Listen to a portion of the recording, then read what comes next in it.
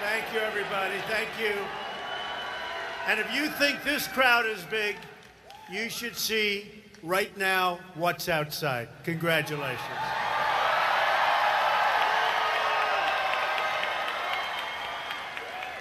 Hello, Pensacola.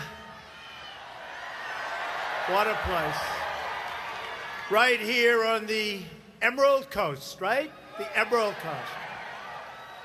In the great state of Florida, where we had a tremendous victory, didn't we? Come on. We are joined by many, many people in the military and great American patriots. Thank you very much.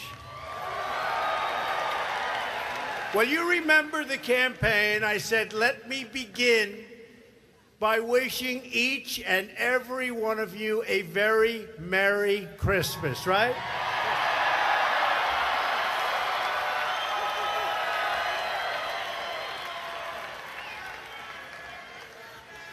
And I can think of no better Christmas present for the American people than giving you a massive tax cut. That's what's happening. And your Senate and your House, hopefully, very shortly, will have those approvals. Those hands will go up, and you're going to be paying a lot less tax. So congratulations, I hope. They got to vote, and I think they will.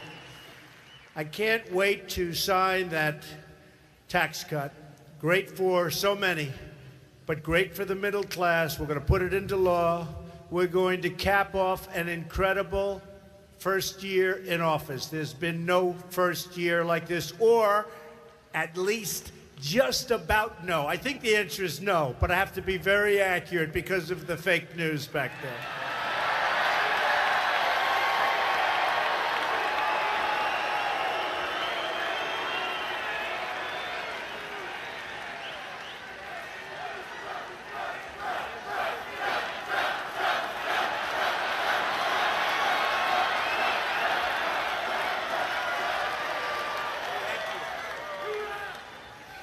In our campaign for the presidency, we defied the pundits, the politicians, and the special interests because ours was a movement of the people, and it really was. It was a movement of you. It was a movement of the people. It was a movement to make America great again. And it's happening. That's happening. And by the way, how are your 401ks doing? Not too bad, right? Over the weekend, I was in New York City, and I love to say hello to our folks in uniform, whether it's the military, whether it's law enforcement. And we had people backstage, and I always want to take my time. And a man comes up. He was a police officer in New York City. First time anyone said this to me, he said, Mr. President, I want to thank you. My family thinks I'm a financial genius. My 401k is up 39% in 9 months. I think it's going to be very hard for somebody to beat us in a few years. Can you imagine? Now we're only talking about a few years. All you have to say is, with us it goes up, with them it goes down, and that's the end of the election, right? Everyone's doing well, and it's going to be a lot better. We're going to do better and better. We are going to make our country great again, and we are looking at our country now as America first. America first.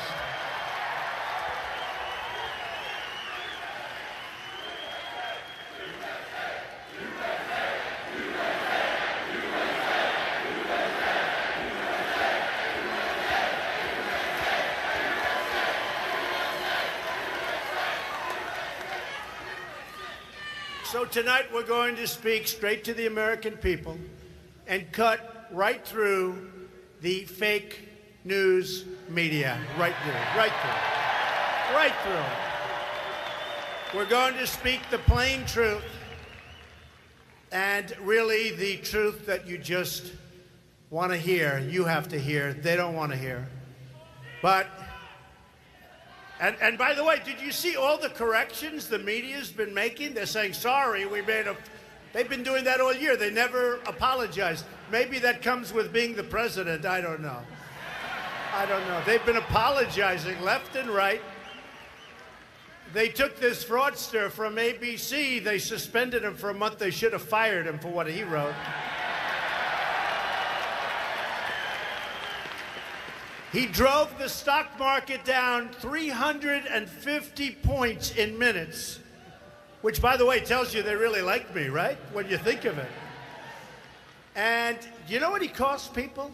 And I said to everybody, get yourself a lawyer and sue ABC News. Sue him.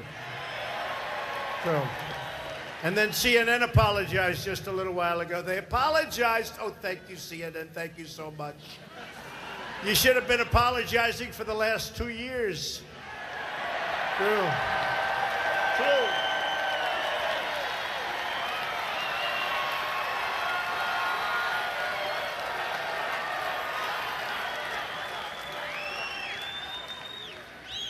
What a group. What a group. But since the election, and they're not going to argue with this, we've created 2.2 million new jobs. Factories are coming back to our country. You know, we have factories pouring back into our country. You ever think you'd hear that? I used to tell you that's going to happen. See, now there's consequences when companies close up their factories, move to another country, make a product and sell it right through. They have consequences now. And by the way, those consequences are getting very steep, and they're going up. There's no more of that stuff. There's no more. In November alone, you saw this today, we added 228,000 jobs. I watched these anchors this morning. They were devastated. Did you say, oh, what's going on? And honestly, we have a long way to go. We're going to do much better than this, and I've been saying it, including another 33,000 new jobs in manufacturing. Where do you hear that, right? Hispanic unemployment is the lowest ever recorded. Any Hispanics here? Any Hispanics? Any Hispanics? You guys were great. Remember, they weren't going to vote for me because I'm going to build the wall, but they want the wall too. They want security.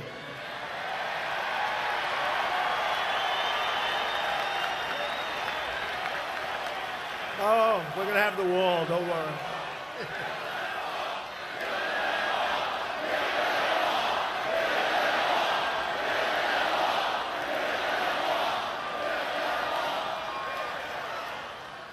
They want security. How about the Cuban population in Miami? Well, we have Cubans here tonight. Good. Was the number 86% in favor of Trump? A tremendous percentage. Total unemployment is now at a 17-year low. Think of that. Not bad. Not bad after 10 months. It's only going to get better. Listen to this one. This is, to me, maybe one of the most important because it's all psychological to a large extent, and that's what creates greatness. Consumer confidence is at a 17-year high. Think of that. It was not like that in your last administration. Economic growth last quarter surged to 3.3%. You know it. You know where it was, right? When we started, you know where it was? Dingo. 3.3%, and it's going a lot higher. You know, I used to hear you'll never hit 3, you'll never hit 2.5. You figure maybe 2.3, 2.4. If we didn't have the hurricanes last quarter, we would have hit 4%, and everybody back there would have said that's impossible. We had a couple of hurricanes. You heard about it, right? You heard about it? The stock market is hitting an all-time high record for another, and think of this, 86 times since Election Day. 86 times. It hit a record. 86 times. And we're going to keep it going. And then you look at all of the money you folks are making. Oh, I wish I could take 10 or 15%, but I think you're not going to do that. You're not going to do that. But it's getting better and better. Your pensions are getting bigger and bigger. Your pension funds, all of those things are happening. And wait till you see what we're doing. Tax cuts, but wait till you see what we're doing with health care. Wait till you see. You're going to be happy. Not the Obamacare nightmare. Not Obamacare nightmare. It's not that nightmare where your premiums are a disaster, right? They're a disaster. No, we have it going. You watch. We have some very good things happening with respect to health care. And the taxes are a part of it. And you'll see what happens right after taxes. You're going to see what happens because with taxes, something great is going to get announced. We're getting rid of the individual mandate. That individual mandate. Where you pay a lot of money for the privilege of not having to have insurance or health care. So you pay for the privilege of not getting taken care of. Isn't that a wonderful thing? And we're going to repeal it.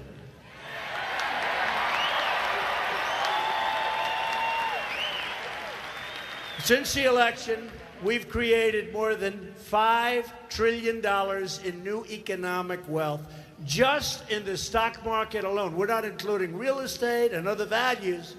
$5 trillion. And we are finally rebuilding our country, defending our citizens, and fighting for our great American workers.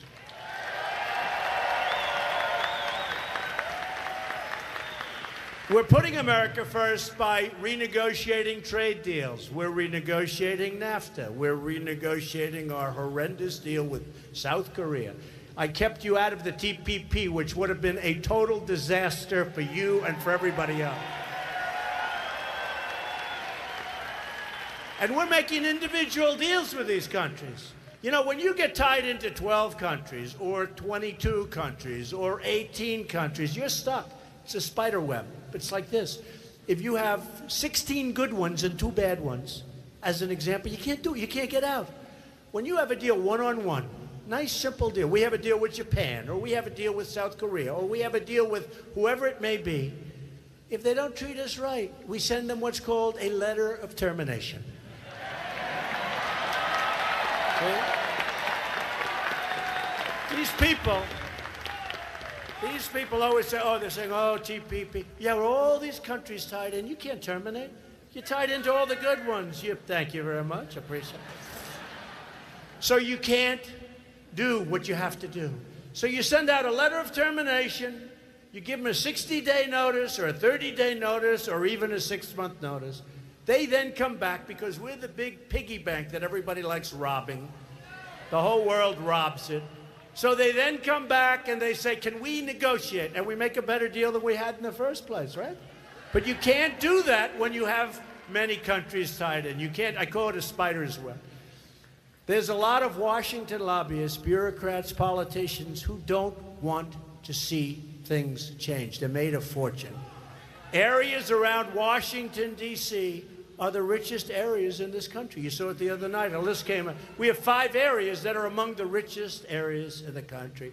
That's because everybody is making a fortune, and people outside of that area are paying for the money they're making. We're not going to have it. They like things the way they used to be. They don't like it so much now, although I must tell you, they're doing well also. They're doing well also. Their stocks are going up. I don't know if there's anything I can do to prevent it for those people. But they call themselves the resistance. You ever see these signs? Resist, resist.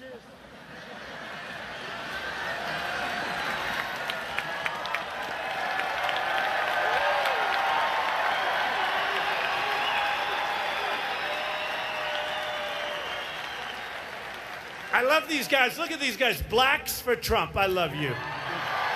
I love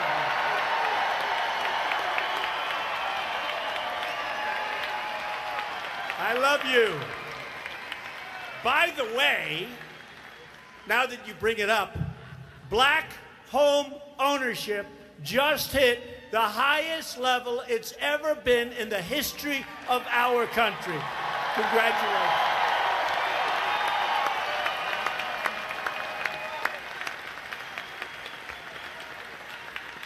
Oh, these resistors resist. Hillary resisted, and you know what happened? She lost the election in a landslide.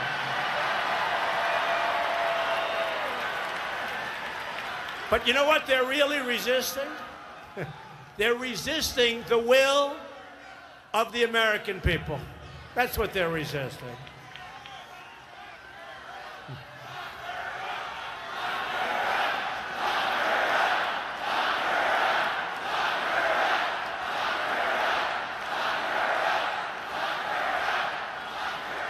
Look, it's being proven we have a rigged system. Doesn't happen so easy. But this system, going to be a lot of changes. This is a rigged system. This is a sick system from the inside. And, you know, there's no country like our country, but we have a lot of sickness in some of our institutions. And we're working very hard. We've got a lot of them straightened out, but we really do. We have a rigged system in this country, and we have to change it. Terrible. Terrible. They're resisting progress. They're resisting change because the only thing they really care about is protecting what they've been able to do, which is really control the country and not to your benefit. By the way, wages starting to go up. First time in 20 years, starting to go up. That's all going to happen. That's all going to happen. That's all going to happen. That's just a part of what's going on. But I'm going to do something better than that. We're going to have choice. Now, we have choice in education now. We're starting that, right? And I thought of it the other day. We're going to have choice in jobs so that you don't have one job and hang on even though you don't like it. You're going to have choice where you can take 5 jobs, 6 jobs, 7 jobs, pick the one you like at the most money. That's what's starting to happen because the jobs are coming in. That's what's starting to happen. Thanks to General Mattis and the military leaders and the allies. Mad Dog Mattis. Mad Dog Mattis.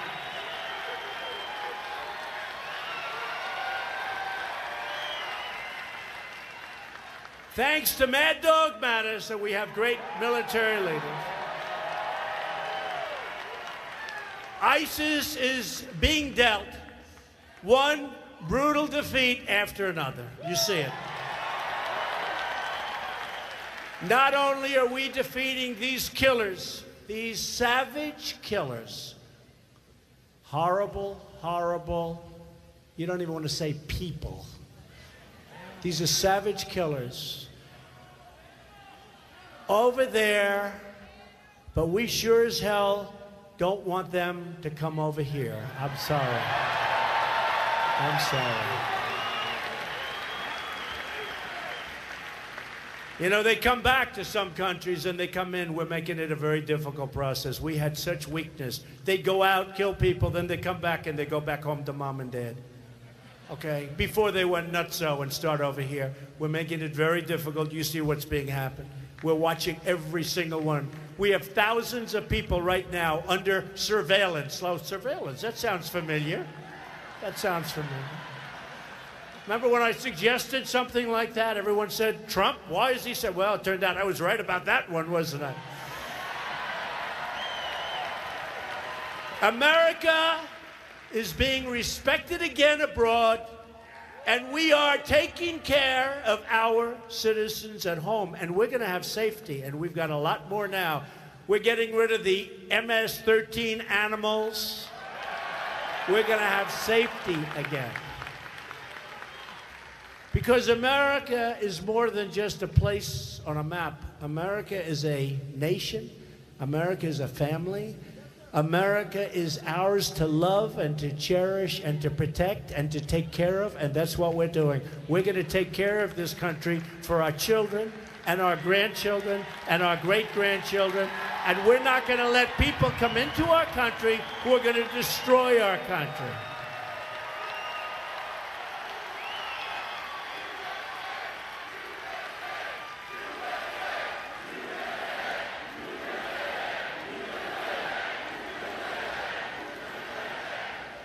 And that may or may not be politically correct, but honestly, I don't care.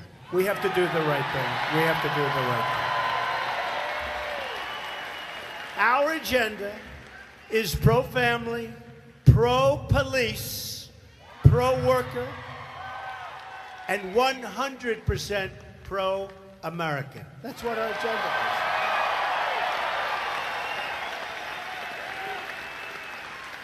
That's why I recently withdrew the United States from the United Nations plan for global governance of immigration and refugee policy. No borders. It's a no borders plan.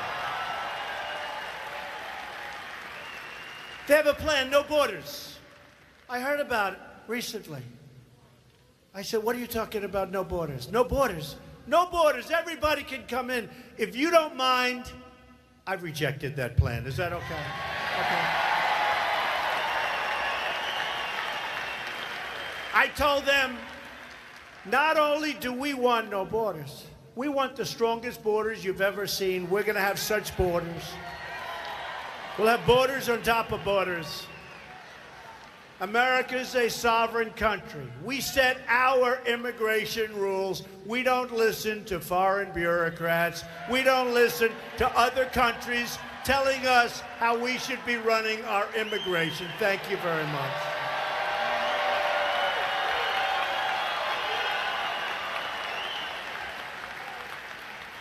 We're also getting smart and tough on trade. I've been talking about this for a long time. It's one of the reasons I'm here. One of the reasons I'm president.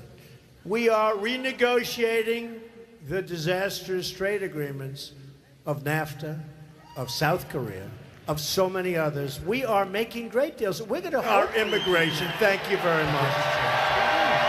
That's okay. That's okay. How many factories have left for Mexico? How many factories? We're also getting smart and tough on trade. I've been talking about this for a long time. It's one of the reasons I'm here. One of the reasons I'm president.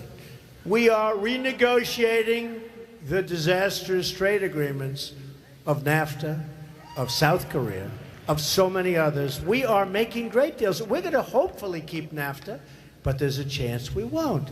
And that's okay. That's okay. How many factories have left for Mexico? How many factories? So we right now have a trade deficit with Mexico of $71 billion, and that doesn't include all the drugs that pour in over the border because we don't have a wall, etc. Okay? $71 billion. $71 billion. So we have, think of it, we have a trade deficit with Mexico of $71 billion. We have a pretty good trade deficit with Canada. They were saying we have a surplus with Canada. I said, no, and I like the Prime Minister very much, Prime Minister Trudeau. Nice guy, good guy. No, I like him. But we had a meeting. He said, no, you have a trade surplus. I said, no, we don't. He said, no, you have a trade surplus. I said, Mr. Prime Minister, we do not. He said, how do you know? I said, because we don't have a surplus with anybody. We have the worst deals. He said, I'm telling you that Canada has a deficit with the United States. I told my people, in front of a lot of people, I said, go out and check. And he was right, except he forgot two categories: lumber, timber, and energy. Other than that, he was right. When you add them all together, we actually have a $17 billion deficit with Canada, right? So he forgot a couple of categories that he didn't want to mention. I heard it with other countries too. Just got back from Asia. I brought back $300 billion worth of deals.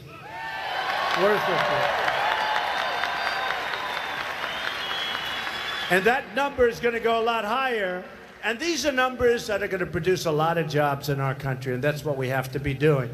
We are going to end the theft of American intellectual property, crack down on China's trade abuses, and confront countries that cheat, of which many of them are in that category, sadly.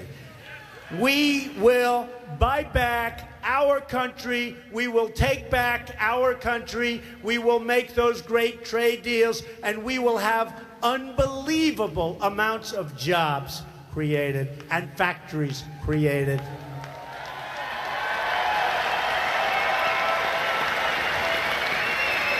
And we will do what other countries do. We will start buying American. We want to buy our product. And we will start hiring American. And we will stay American and be proud of it. And that's what's happening more and more. That's why I see all those red hats and those white hats. Love those hats. That is why one of my very first acts as president was to withdraw the United States from the job-killing Trans-Pacific Partnership. Had to do it.